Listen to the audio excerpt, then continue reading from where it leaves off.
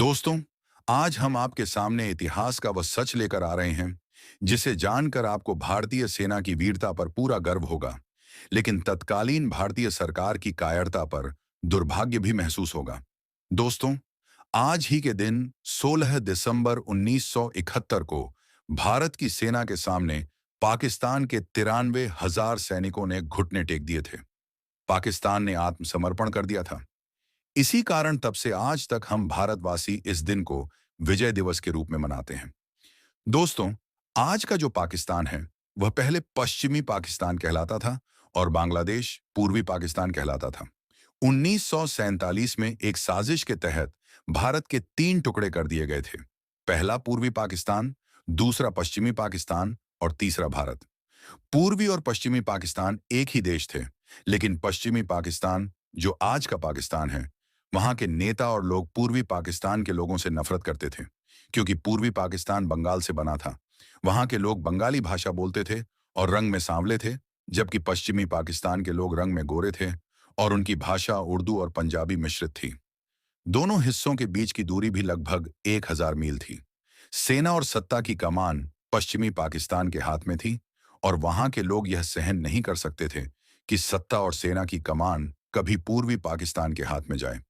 1970 के आम चुनाव में पूर्वी पाकिस्तान के शेख मुजीबुर रहमान की अवामी लीग पार्टी ने पूरे पाकिस्तान में स्पष्ट बहुमत हासिल किया, लेकिन पश्चिमी पाकिस्तान के नेताओं ने उन्हें सरकार बनाने से इनकार कर दिया। मार्च 1971 में पश्चिमी पाकिस्तान की सेना ने पूर्वी पाकिस्तान में राजनीतिक विरोध को दबाने के लिए एक क्रूर अभियान ऑपरेशन सर्चलाइट शुरू किया। इसमें बड़े पैमाने पर बंगाली नागरिकों, विद्यार्थियों और बुद्धिजीवियों की हत्या की गई, महिलाओं के साथ बलात्कार हुए और पूर्वी पाकिस्तान के लोगों के साथ गुलामों जैसा व्यवहार किया गया। पाकिस्तानी सेना के इन अत्याचारों के कारण लगभग 1 करोड़ 10 मिलियन बंगाली शरणार्थी जान बचाकर पड़ोसी भारत, खास तौर पर पश्चिम बंगाल, असम और त्रिपुरा आ गए। इस विशाल संख्या ने भारत पर बहुत बड़ा आर्थिक और सामाजिक बोझ डाल दिया। भारत के पास इन शरणार्थियों को वापस भेजकर अपनी सीमाओं पर शांति लाने और पूर्वी पाकिस्तान के लोगों की मदद करने के मानवीय और सुरक्षा संबंधी कारण थे। भारत ने पूर्वी पाकिस्तान की आजादी की लड़ाई लड़ने वाली बंगाली सेना मुक्ति वाहिनी को गुप्त रूप से प्रशिक्षण और हथियार देना शुरू कर दिया।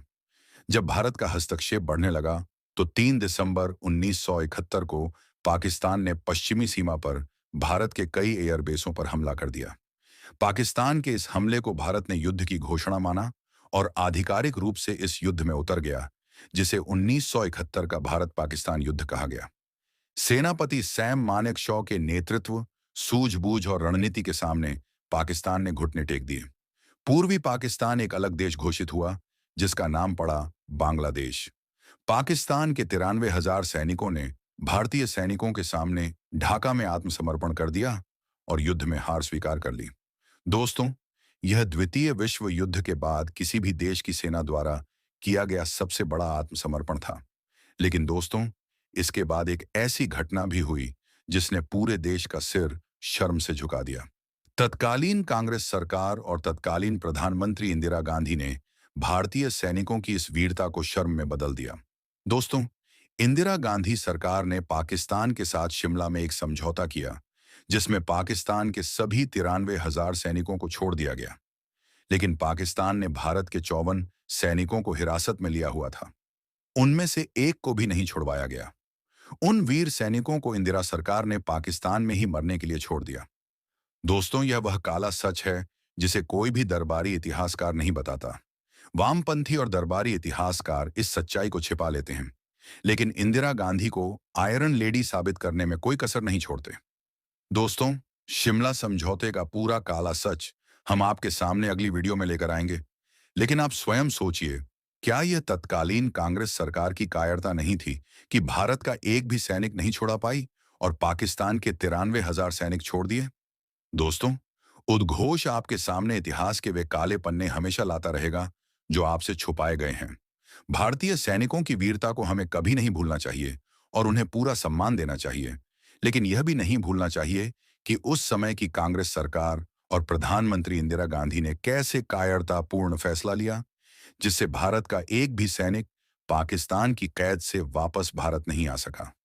अगर आपको यह जानकारी अच्छी लगी हो तो इसे पूरे भारत में साझा कीजिए, पेज को फॉलो कीजिए और यूट्यूब पर जाकर उद्घोष चैनल को सब्सक्राइब कीजिए। जय हिंद, भारत माता की जय।